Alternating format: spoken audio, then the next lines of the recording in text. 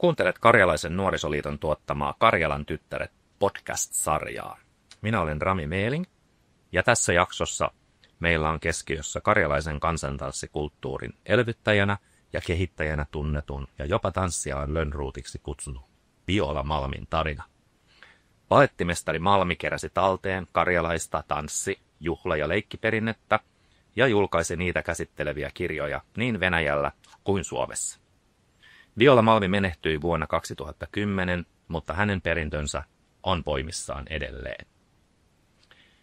Minulla on täällä haastateltavana Tiina Salmi, jolla on pitkä kokemus yhteistyöstä Viola Malmin kanssa. Ja tervetuloa mukaan. Kiitos.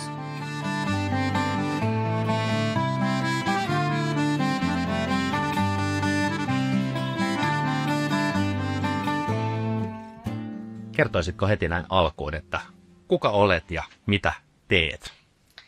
Joo, olen tosiaan Tiina Salmi ja olen äidinkielen opettaja ja tällä hetkellä olen ollut virkavapaalla sieltä mun työstäni Mäkelän Riittäjän lukiosta. Olen kirjoittanut historiallista romaania, joka ensi keväänä ilmestyy ja sen lisäksi olen ohjannut edelleen Mäntsälässä kansantanssia. Olen tämmöinen pitkän linjan kansantanssiharrastaja. No tänään me ei nyt tosiaankaan tultu keskustelemaan kuitenkaan vaan sinusta, vaan yhdestä toisesta, napakasta ja pienestä naishenkilöstä nimeltä Viola Malmi. Mitäs, jos heitetään tähän alkuun tällainen helppo kysymys, että miten sä kuvailisit, että mikäslainen henkilö Viola Malmi oli? No, Viola Malmi oli sanotaan näin, että hän oli sielultaan, kaikelta sielultaan tanssia ja perinteen vaalija. Ja nimenomaan karjalaisen kansantanssiperinteen vaalija. Ja hän oli myös suomalaisen kansantanssin kuin rakastaja. Ja se näkyi siinä, että hänen esityksissään siellä Karjalassa, niin hänellä oli myös sitä ihan suomalaistakin kansantanssiperinnettä mukana. No miten sun ja Violan tiet alun perin kohtasivat? No ne kohtasi sillä tavalla, että siis mun äitini, joka ohjasi Mäntsälän tanhuajia 70-luvulla ja 80-luvulla, niin oli jo tykästynyt Viola Malmin tansseihin.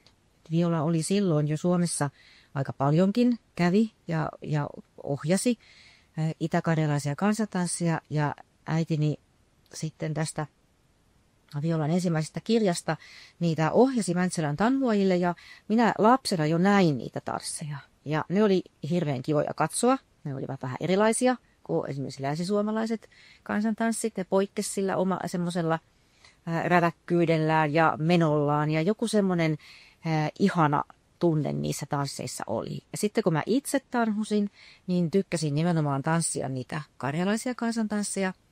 Ja sitten olin Mäntsälä tanhuajissa semmoisena nuorena aikuisena tai nuorena niin kuin lukioikäisenä ja sitten siitä semmoisena parikymppisenä, niin satuin 89, mä muistan sen vuoden ihan tarkkaan, 1989 satuin pääsemään tämmöiselle karjalaisen kansantanssin kurssille tonne Orivedelle. Ja lähdin sinne silloisen Mäntsälän tanhuajien ohjaajan Heikki Päivärinnan kanssa.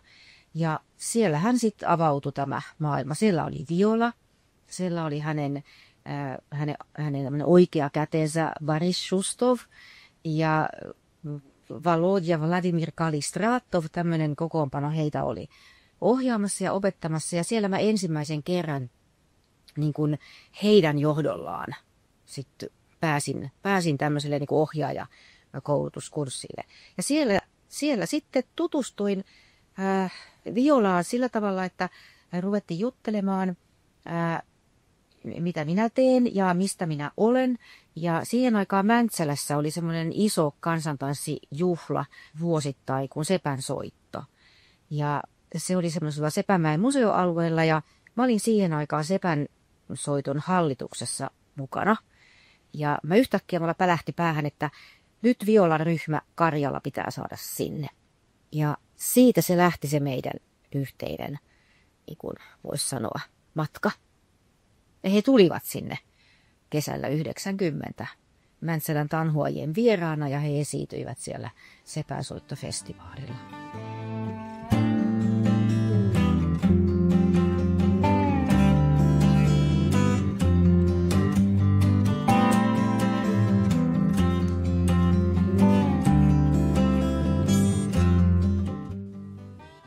Osaatko kertoa siitä, että miten sitten niin kuin Viola alun perin löysi sen tiensä, että mistä tuli nämä yhteydet tänne Suomeen ja miten hän tämän kansantanssimaailman ja väen löysi täältä Suomen puolelta? Nyt mä en sitä tiedä itse asiassa, että mikä oli se väylä ja miten hän ihan ensimmäiseksi tänne tuli. Mutta mä tiedän, että kyllä suomalaisen kansantanssin ystävien kanssa hänellä oli ihan jo varhaisessa vaiheessa kontakti. Ja sitten Katrilli-ryhmän, Helsingissä oli tämmöinen, tai on edelleen, mutta oli jo silloin Katrilli-ryhmä, niin Sirkka Viitasen kanssa Viola oli ihan ystävä. Että he olivat ystävystyneet aika varhaisessa vaiheessa. Ja tiedän sen siitä, että mä tanssin Katrillissa hetken aikaa, kun opiskelin 80-luvun lopulla, 90-luvun alussa. Ja jouduin sitten Violan kanssa, käytiin Sirkka Viitasen kotona. Ja jotenkin niin kuin sain sitten siinä tutustua heihin molempiin. Ja tiedän, että kyllä nämä ryhmät, seurat on olleet varmaan semmoisia aika alkuvaiheessa. Ja 70-luvulla jo Viola täällä kyllä sitten käsittää. Niin siellä on kuitenkin jo niitä ensimmäisiä julkaisujakin tehty silloin 70-luvulla näistä itä-karjalaisista tansseista. Kyllä. Joo. Motora-ryhmä on myös ollut ja Motora silloiset Sakari ja Rauni Riikonen, niin he kyllä tunsivat Violan pitkältä ajalta. Joo. No, miten sä koet, miten sä kuvailisit, että mikä sitten Viola Malmilla on ollut merkitys tähän karjalaisen kansantanssin suosioon ja just niin kuin sanoit, että se on kuitenkin hyvin erilainen tanssityyppi kuin sitten muut Suomen alueen kansantanssi, niin... Niin, siinä ei ehkä tietysti vaikea ehkä sanoa niin kuin noin yleisesti, mutta kyllä mun käsittääkseni se Violan persoona on ollut aika tärkeässä roolissa. Eli hän on ollut semmoinen aika peräänantamaton ja sitten jotenkin osannut niillä kursseilla niin kuin opettaa sellaiseen tyyliin, että ihmiset on jotenkin niin kuin ihastuneet siihen meininkiin ja menoon. Et Viola on ollut semmoinen, tai hän oli semmoinen hyvin aito. Hän oli vilpitön, aito, hän heittäytyi itse. Hän oli siellä niin kuin vilkkaasti mukana niissä tilanteissa, joissa hän itsekin niin kuin ohjasi. Hän ei ollut vaan siellä sivussa jotenkin niin kuin sanomassa, että näin on tehty, vaan hän oli itse siellä piirissä ja eli siellä ja suunnilleen kaikki, jotka on olleet kurssilla, niin muistaa varmaan Violan tämmöisen kun hän sitten niin kuin Venäjän Suomen sekoituksella, hän oli siis inkerisuomalainen, että puhui suomea hyvin, mutta jotenkin hän oli semmoinen innostava ihminen.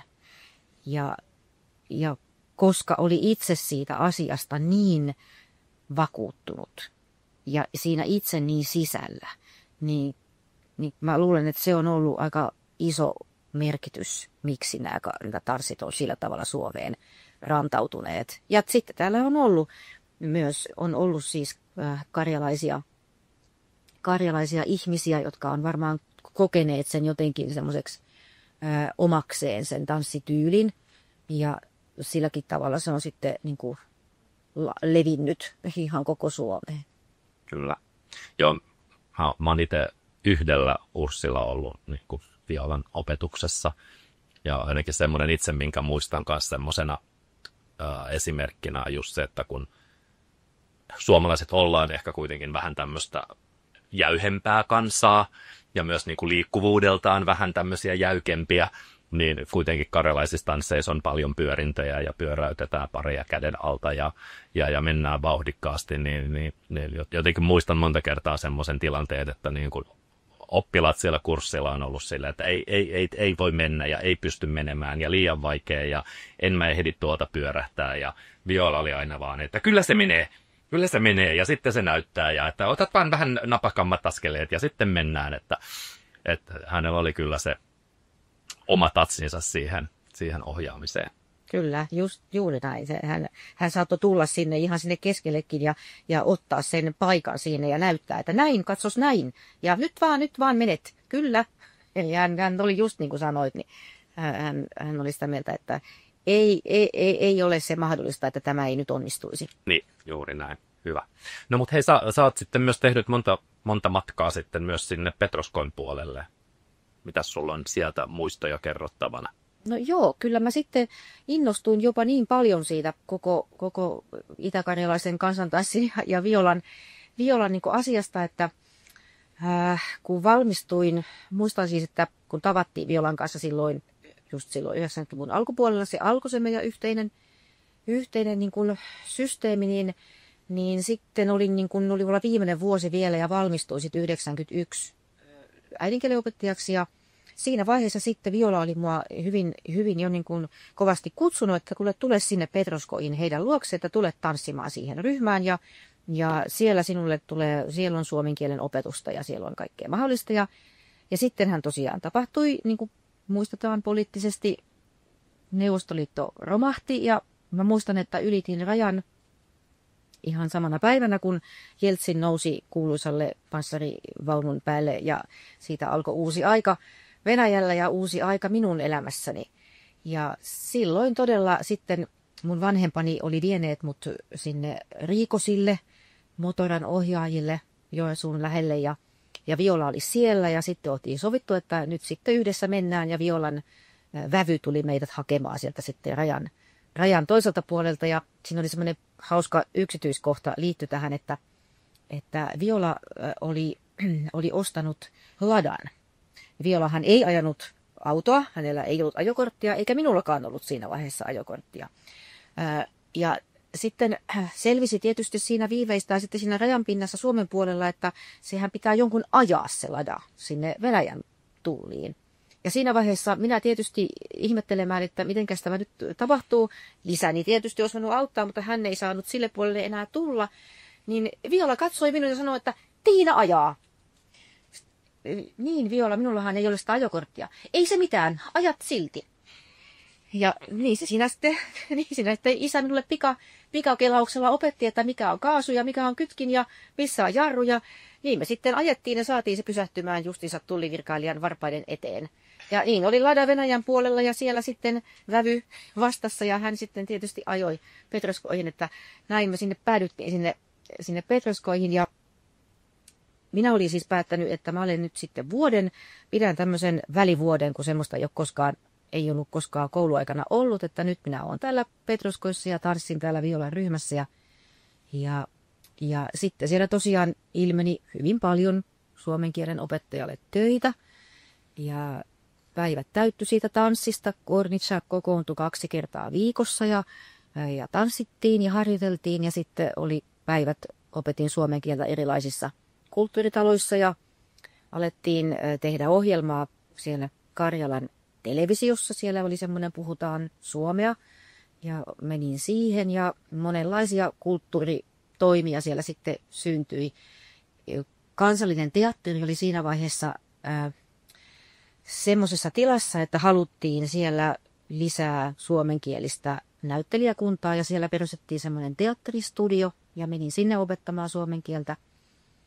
Ja semmoinen kulttuurivuosi se oli. Ja sitten olin jo lähdössä pois, mutta siellä yliopistolla, Petroskoin valtion yliopistossa, on ollut kauan suomen kielen opetusta. Siis vieraileva lehtori täältä Suomesta on siellä ollut. Ja silloinen tuttavani oli sieltä poistumassa ja heitti vaan semmoisen ehdotuksen, että sinähän voisit hakea tätä paikkaa, kun olet jo valmiiksi täällä. Ja niin mä sitten tein niin, ja siitä se venyi 4 vuodeksi se Petroskoi-aika. Ja siellä tanssiryhmässä en enää sitten ihan loppuvaiheessa ollut, että sieltä mä jäin pois, mutta 2 vuotta tanssin siinä Korditsassa.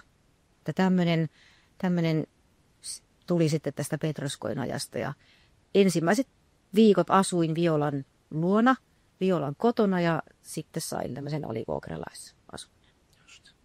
No minkälainen se oli se sitten elämän tapa ja tyyli siellä sitten Petroskoissa silloin 90-luvun alussa?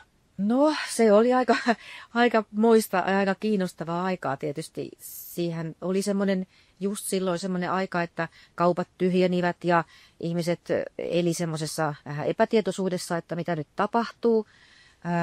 Mutta se aika oli ehkä sitten, se poikkesi niin kuin tietysti varsinkin tästä ajasta, mitä nyt eletään, mutta jos sanotaan vaikka niin kuin 10 vuoden takaisesta Venäjästä, se poikkesi sillä tavalla, että ihmiset oli aika toiveikkaita.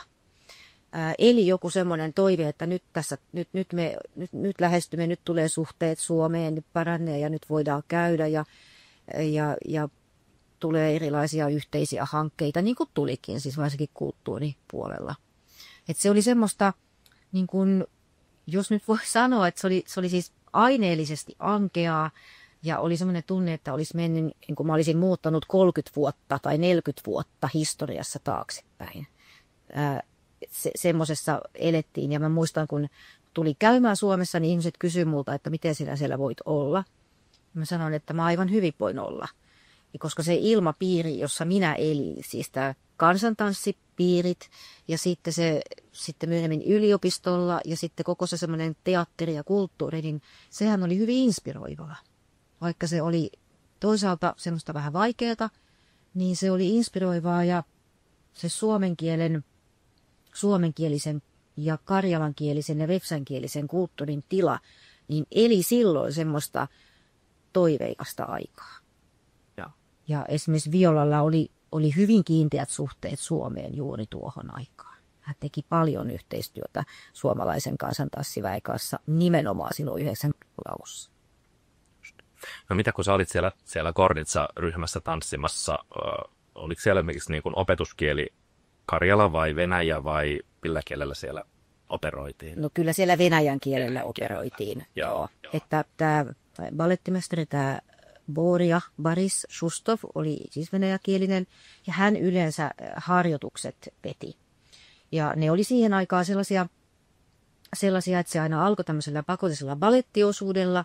Eli Borja, joka oli siis, jolla oli niin kuin ballettikoulutus, niin hän ohjasi ne lämmittelyt, ihan tämmöiset tankolämmittelyt ja sitten siirryttiin ohjelmiston harjoitteluun. Ja siinä Borja oli kyllä se, joka ohjasi, että Viola oli kyllä paikalla, mutta siellä hän ei ohjannut samalla tavalla kuin Suomessa, vaan Viola oli siellä taustalla ja Borja oli se, joka niin kuin teki sen ohjaustyön.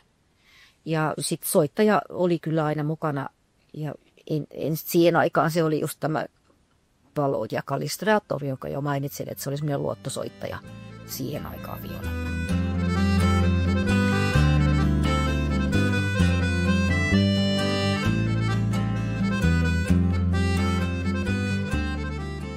Kun hän oli ballettimestari koulutukseltaan, niin oliko se sitten erityistä, että nainen on ballettimestarina vai oliko se ihan normaalia, että se voi olla mies tai nainen siihen aikaan? No kyllä se näyttäytyi minulle, että se oli ihan normaalia. Tai että se oli semmoista aika tavallista, että siinä myös Petroskoissahan oli ja on edelleen semmoinen kantele-yhtye, joka on ollut tämmöinen, viralliset kansantanssiesitykset on ollut siellä kanteleella. Että se on ollut semmoinen, joka on saanut niin kuin valtion apua ja joille oli osoitettu semmoinen ihan virallinen niin kuin harjoittelutila. Niin kyllä sielläkin ballettimestari oli nainen. Just, ainakin siinä vaiheessa se ei ollut erikoista. Ja Violan taustahan oli semmoinen, että hän oli siis näyttelijä. Hän oli saanut näyttelijäkoulutuksen Leningradissa 50-luvulla ja siellä oli semmoinen erityinen studio, jossa oli niin kuin suomenkielisiä näyttelijäoppilaita, jotka sitten siirtyivät suuri osa heistä Petroskoihin ja Petroskoin kansalliseen teatteriin. Ja niin Violakin oli Petroskoin kansallisen teatterin näyttelijä. Ja sitten myöhemmin meni konservatorioon ja valmistui sitten tanssinopettajaksi. Joo. No mitä sä sitten kuvailisit sitä sitten siinä kansantanssiryhmässä mukana olleena, että minkälainen se kansantanssin arvostus ja miten se niin kuin suhtautui muuhun kulttuuriin, mitä siellä tehtiin, oliko se tasavertainen vai mikä sen rooli oli niin kuin siinä kokonaisuudessa? No kyllä se oli aika aika niin kuin isossa roolissa Petroskoissa. Ja kyllä minusta tuntuu, että Venäjällä, Neuvostoliitossakin, mutta Venäjällä tämä tämmöinen etninen kulttuuri, varsinkin tämä kansantanssi ja kansanmusiikki, niin ne on ollut aika arvostettuja. Ja myös sitten tämä karjalainen, niin kyllä sitä on arvostettu Petroskoissa. Voi olla, tai varmaan on ollutkin sillä tavalla, että niin kuin venäläisten viranomaisten silmissä nimenomaan se karjalainen ei nyt ole ollut yhtä arvostettuja kuin tämä venäläinen. Mutta semmoinen kansanperinne ja kansanperinteen mukainen musiikki ja tanssi on kyllä ollut siellä arvostetussa asemassa. Ja kyllä se mulle näyttäytyy, että Petroskoissa tämä kansanperinne oli niin kuin semmoinen, jota tultiin katsomaan ja lehdissä aina oli niin kuin esityksistä ennen ja jälkeen. Ja niin, kyllä se ainakin semmoinen tunne mulle tuli. Mutta mä tiedän, että siellä kaupungin sisällä, niin siellähän oli monia tekijöitä. Et Viola ei ollut suinkaan niin kuin ainoa.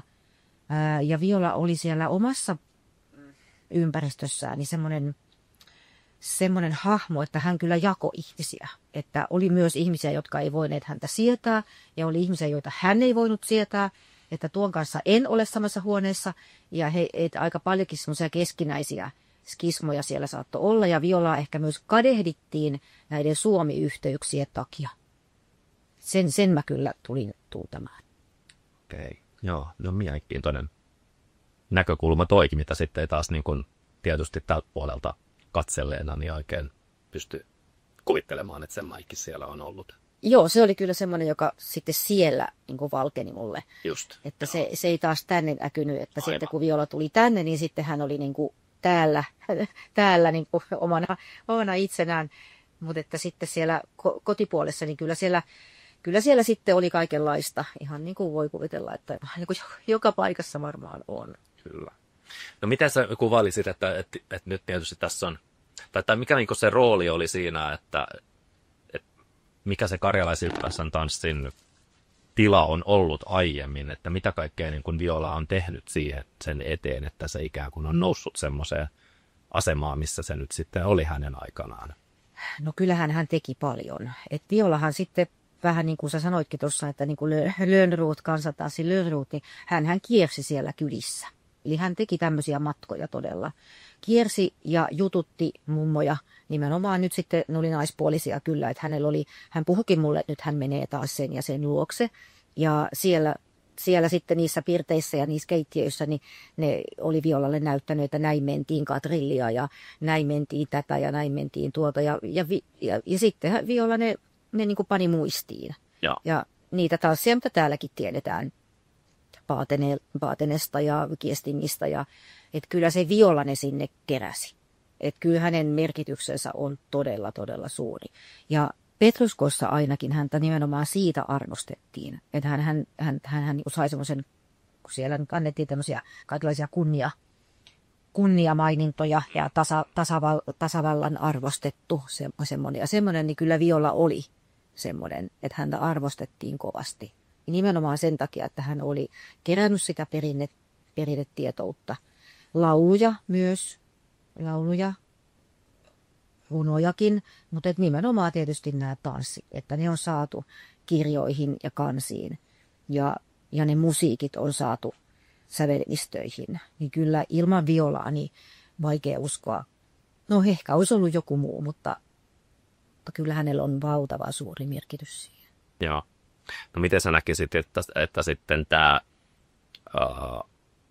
keruutyö, mikä on tehty sen karjalaisen kansantanssin tiimolta, ja sitten toisaalta se, että kun hän paljon opettanut täällä Suomessa, niin mikä sillä on sitten ollut myös vaikutus ehkä tähän koko suomalaiseen kansantanssikulttuuriin? Kyllä, onhan sillä ollut merkitys, joo. Ja muistan, että Leena Aho tuolta suomalaisen kansantanssin ystävien ajoilta muistan, niin hän muistelee, että miten Violakin muuttui, tai se Violan opetustyyli ja sitten Violan ryhmien esiintymisen tyyli muuttui sieltä ihan ensimmäisistä, sieltä 70-luvun, olisiko jo ollut 60-luvunkin puolella, niin Leena muistelee, että ne oli hyvin, hyvin semmoisia balettimaisia ne esitykset. Että niissä oli semmoinen niin kuin balettimainen taide, mikä oli ehkä tyypillistä venäläiseen tanssiin. Ja sitä mukaan, kun Viola sitten sai sitä materiaalia ja sitä mukaan, kun hän kävi täällä ja näki, miten suomalaiset tanssivat suomalaisia kansantansseja ja täällä niin kuin Suomen puolella karjalaisia kansantansseja, niin Leenan mukaan Violakin tyyli muuttui paljon sellaiseksi niin kuin suomalaisemmaksi ja ehkä niin kuin lähemmäs sitä karjalaista tanssityyliä. Että sitä alkoi karista niitä nilkkojen ojennuksia ja että se sillä tavalla niin kuin Violakin muuttui, mutta samalla toi sitten sitä karjalaista, slaavilaista niin kuin maustetta tänne Suomeen. Että kyllähän ilman Violaa ei meillä missään tapauksessa olisi tällaista karjalaista tanssikulttuuria, uskallan sanoa kyllä.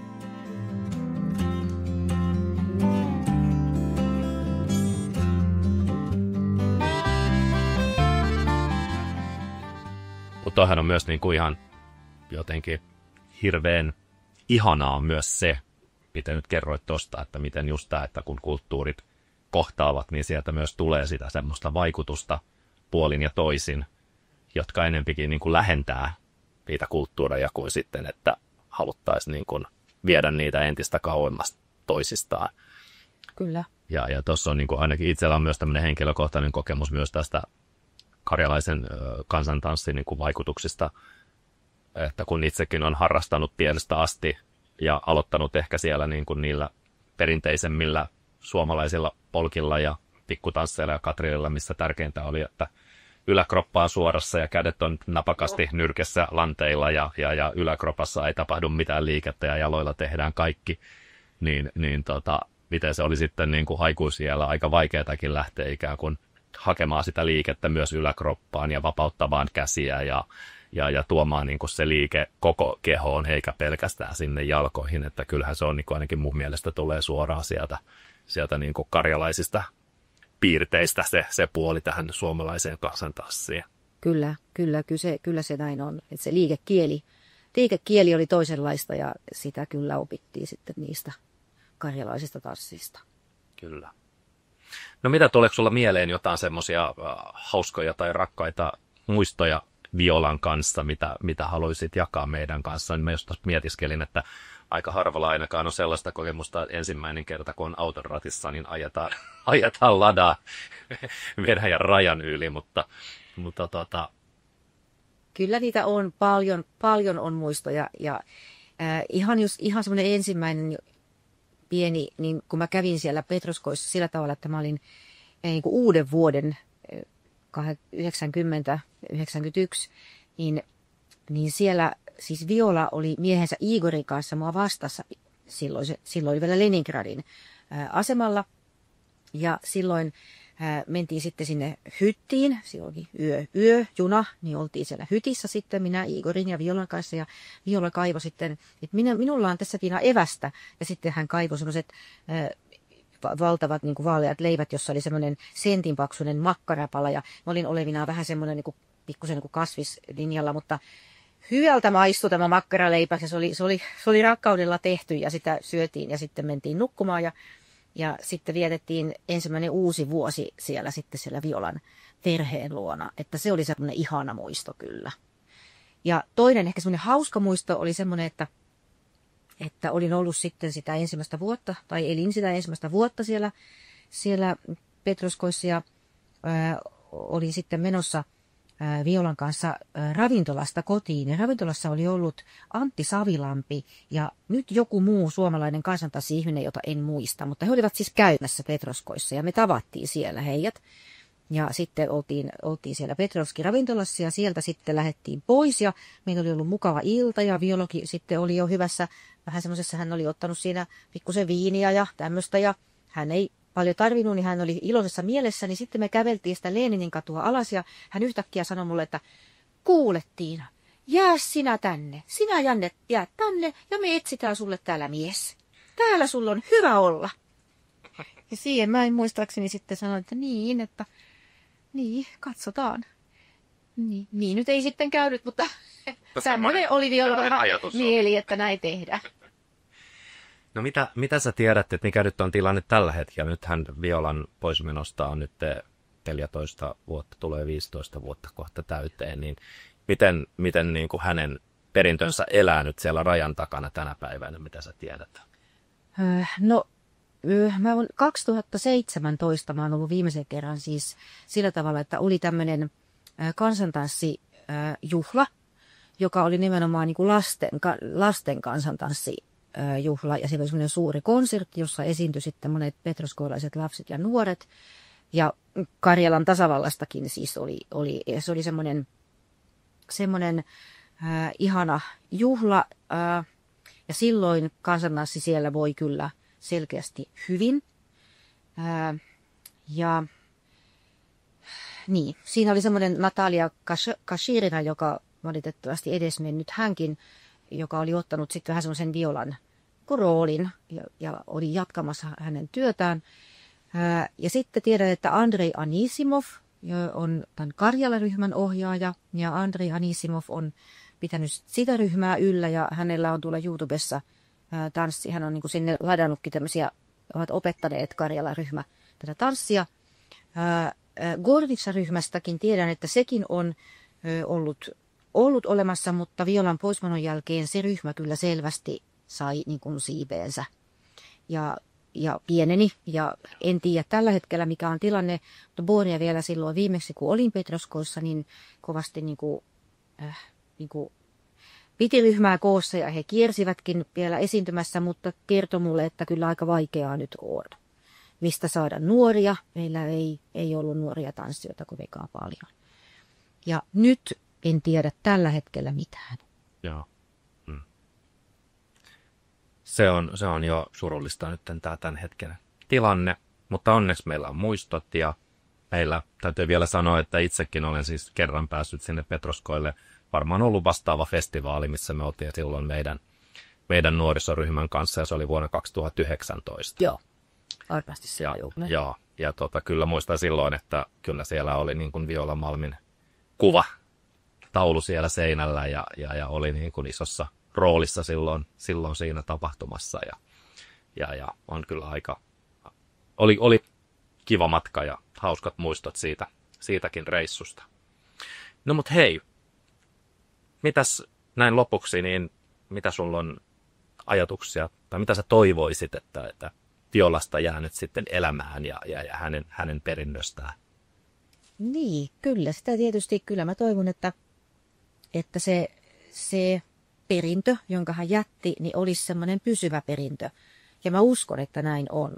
Ja uskon ihan senkin takia, että niitä kirjoja on julkaistu, että onneksi on kirjoja, onneksi niitä tansseja on siellä, että niihin voi uudet sukupolvet tutustua.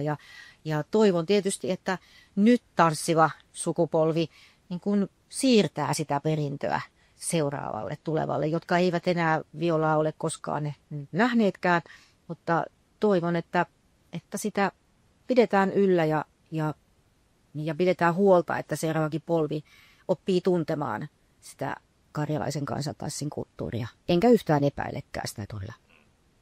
Näin mäkin toivon. Ja mulla yhtenä haaveena on tässä myös se, että tulevaisuudessa karjalainen kansantanssi olisi yksi osa meidän vanhojen päivien kulttuuria. Kyllä. Että se olisi siellä niin kuin kaikilla tanssijoilla mukana, että olisi myös sitä kosketuspintaa tähän meidän omaan tanssikulttuuriin, eikä pelkästään sinne keski-eurooppalaisiin hovitansseihin. Aivan. Ja nythän Oulusta tehtiin hyvä työ, kun tämä Folk Young Goes vanhat on siellä vanhojen tansseissa, mutta ilman muuta sinne tarvittaisiin sitä lisää. Hyvä. Hei, kiitos paljon Tiina tästä juttutuokiosta. Kiitos sinulle.